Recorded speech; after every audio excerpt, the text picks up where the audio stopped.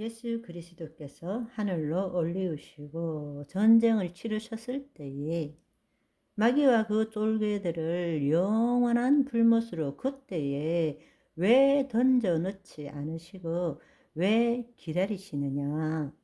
천년 동안을 왜 기다리시느냐? 분명히 하늘에서 이 땅에 쫓겨난 마귀들은 분을 내어서 인간에게 달려들 것은 불을 보듯 뻔한 일인데 왜 하나님께서 이것을 허용하시는가?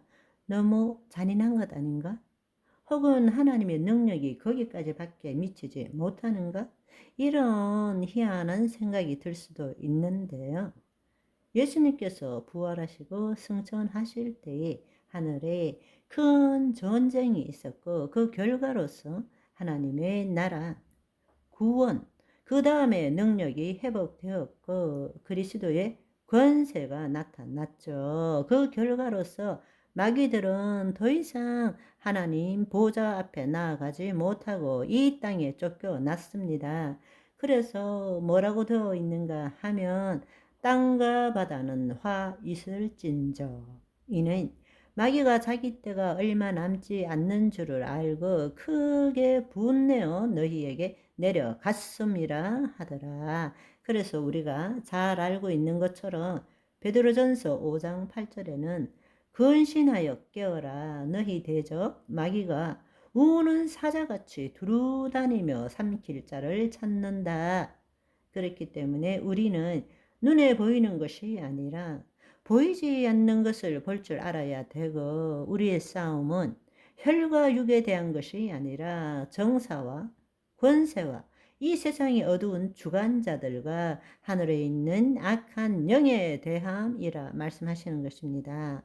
이 시대는 영적 전쟁, 알든 모르든 싫든 좋든 영적 전쟁의 한가운데 있다라는 것입니다. 그런데 오늘날 건물 교회에서는 무슨 웬 귀신 이렇게 생각하고 영적인 존재에 대해서 전혀 관심을 두지 않고 신앙생활을 열심히 말씀 믿고 기도하고 헌신하는 것 그것이 좋은 신앙생활이라고 믿게끔 만들고 있다는 것입니다. 그러나 분명한 사실은 지금 이 시대는 마지막 때는 영적 전쟁이 가장 치열한 때라는 사실을 여러분이 알아야 합니다. 언론이란 사탄의 입을 통해서 무차별적으로 공격합니다. 분별할 수 있어야 됩니다. 깨어나야 합니다. 아멘. 그렇다면 왜 마귀를 이 땅에 보내셨는가? 천년 동안을 또 기다리시는가? 여러분, 잘 한번 생각해 보십시오.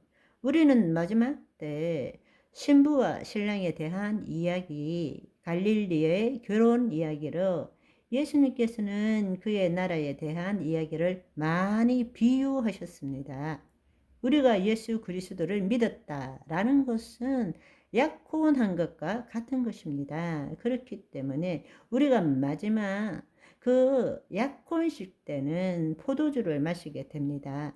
신랑 되신 분이 포도주를 신부에게 전할 때 신부가 그 포도주를 먹으면 법적으로 약혼이 법적으로 이루어진 것입니다. 그러면은 그 신랑은 아버지 집으로 가서 신부가 거할 집을 마련한 다음에 대충 1년쯤 뒤에 아버지가 말씀하실 때 신부를 데리러 오시는 것입니다.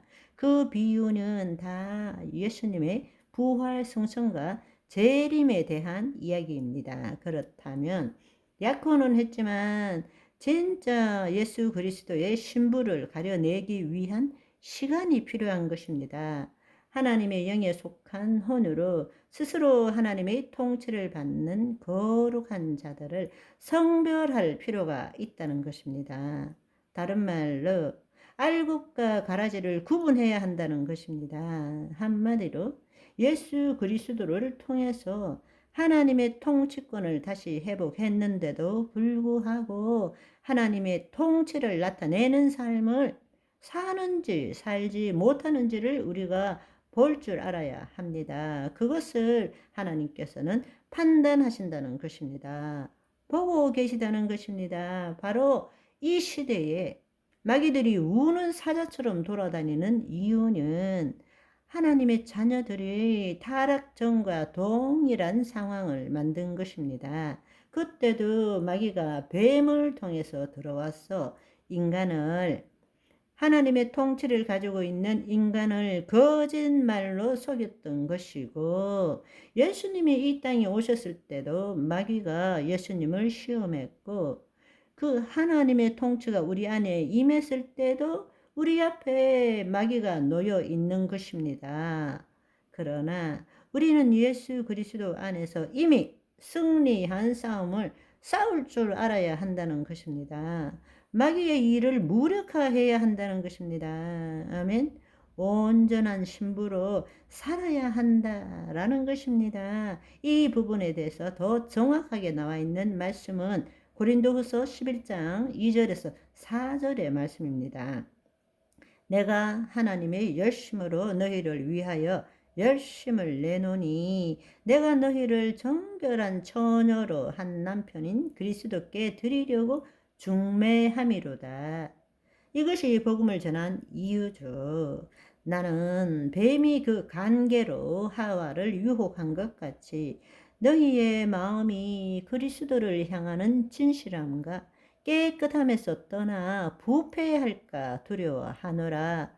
그래서 고린도 후서에도 보시면 두렵고 떨리는 마음으로 구원을 이루어 가라 라고 말씀하시는 거죠. 여러분, 하와가 마귀에게 섰고 자기도 말씀을 뒤틀어 말하고 쿵짝이 맞은 다음에 선악과를 보니 갑자기 먹음직, 보암직, 지혜롭게 할 만큼 탐스러워 보였습니다. 얼마나 가스라이팅을 당했는지 열매든 뭐든 먹는 것으로 어떻게 지혜로워지겠습니까? 먹음직, 보암직까지는 그럴 수 있다 하지만 세뇌당한 자의 특징은 이미 상식도 법도 안 통하는 것입니다.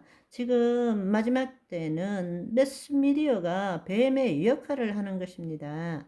하와가 사악해서 죄를 지은 것이 아니라 순진하게 사실과 거짓을 분별함이 없었기 때문에 죄를 지은 것입니다. 네네. 오늘은 여기까지. 바이바이.